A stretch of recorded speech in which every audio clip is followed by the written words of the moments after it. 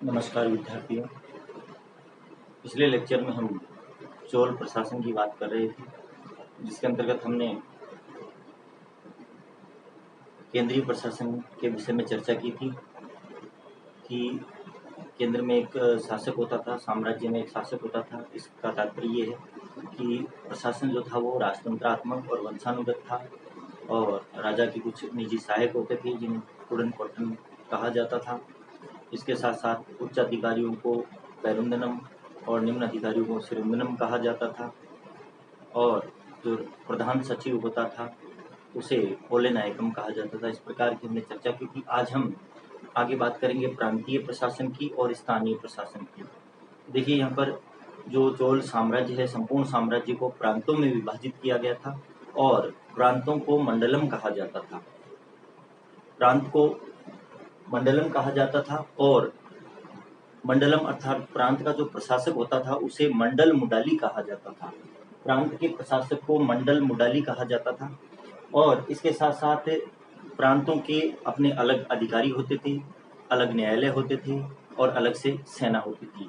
तो इस प्रकार से प्रांतों का जो प्रशासन था वो अलग अधिकारियों द्वारा संभाला जाता था। यद्यपि जो प्रांत का प्रशासक होता था उसे सीधे राजा द्वारा नियुक्त किया जाता था, शासक द्वारा ही नियुक्त किया जाता था। इसलिए प्रांतीय जो प्रशासनिक अधिकारी, न्यायालय आदि सभी आते थे वो केंद्र के अधीन आते थे। नेक्स्ट हम बात कर रहे हैं कि आगे चल कर के जो साम्राज्य को जैसे मंडलों में बांटा गया था, तो प्रांतों का विभाजन भी आगे किया गया था। मंडलम को वलनाडु या कोट्टम में विभाजित किया गया था। वलनाडु या कोट्टम वर्तमान जो हम यदि माने तो संभाग मान सकते हैं, जिसमें 3 या 4 जिले या 5 जिले एक साथ शामिल किए जाते हैं। और वलनाडु को नाडु में अर्थात जिलों में विभाजित किया गया था, और जिलों को कुर्रम अर्थात ग्राम समूह में, कुछ ग्रामों का एक समूह बना करके और उसको एक प्रशासनिक इकाई बनाया गया था जिसे कुर्रम कहा जाता था। और जो कुर्रम थे वो ग्राम में विभाजित थे, अर्थात ग्राम प्रशासन की सबसे छोटी इकाई होती थी। तो इस प्रकार से ये प्रांतीय प्रशासन में हमने देखा कि प्रांतों को मंडलम, और जो प्रांतीय प्रशासक होता था उसकी नियुक्ति राजा द्वारा की जाती थी, और उसे मंडल मुडाली कहा जाता था। और साथ ही साथ प्रांतों के अलग से सेना अलग होती थी, अलग अधिकारी होते थे, और अलग से न्यायालय भी होते थे आगे चल करके।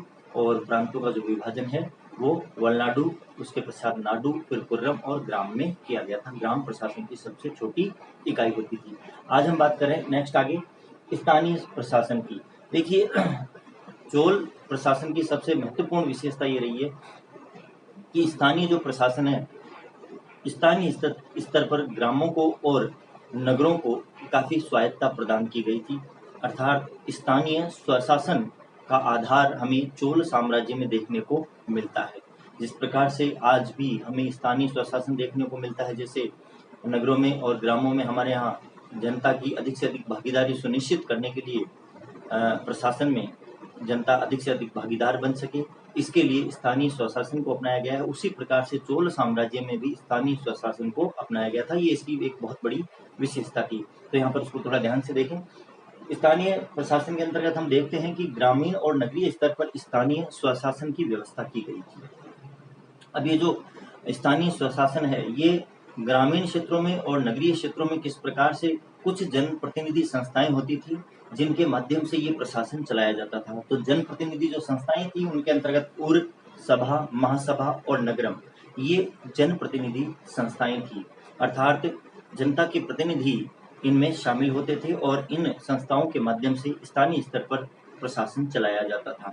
जिस प्रकार से आज स्थानीय स्वशासन के अंतर्गत नगरों के अंतर्गत नगर निगम, नगर परिषद, नगर पालिका जैसी संस्थाएं होती है, उसी प्रकार से ग्रामीण क्षेत्रों के अंतर्गत जिला परिषद, पंचायत समिति, ग्राम पंचायत जैसी संस्थाएं होती है। उसी प्रकार से यहाँ पर भी ग्रामीण और नगरीय क्षेत्रों के प्रशासन के लिए उर, सभा, महासभा और नगरम जैसी संस्थाएं थी जो जनप्रतिनिधि संस्थाएं थी।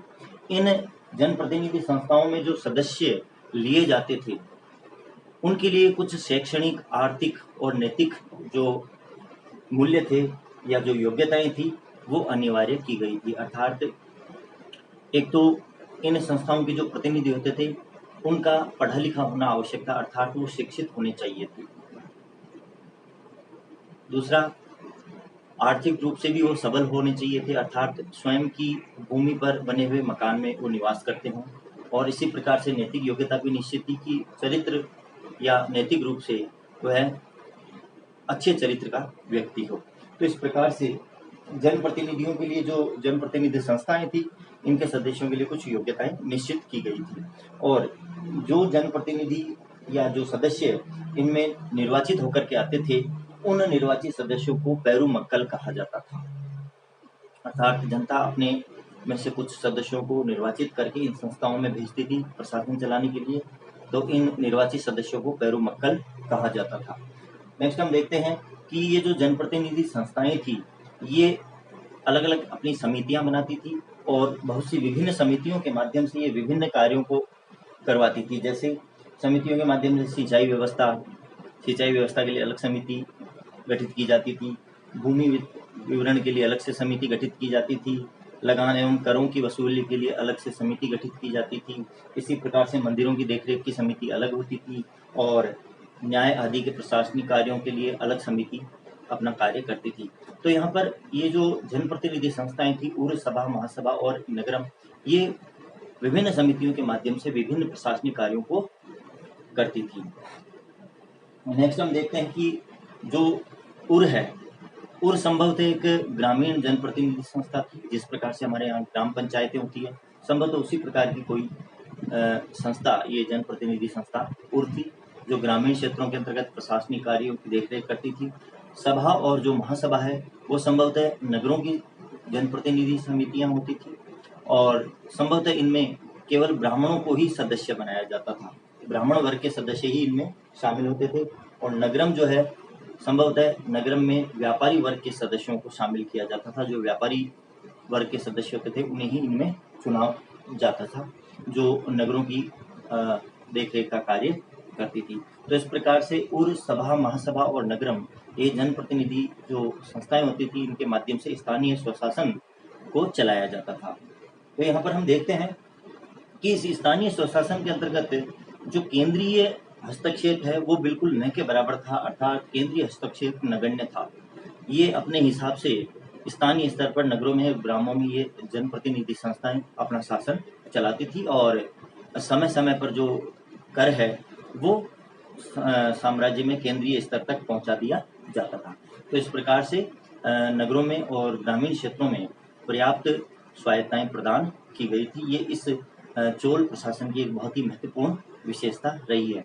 तो एक प्रकार से यदि देखा जाए तो सुसंगठित और सुव्यवस्थित चोल प्रशासन हमको यहाँ पर दिखाई देता है और इसके साथ साथ जो ग्रामीण क्षेत्र हैं, वो एक तरह से लघु जो हमारे गणतंत्र हैं, उसकी भांति यहाँ पर हमको कार्य करते हुए दिखाई देते हैं।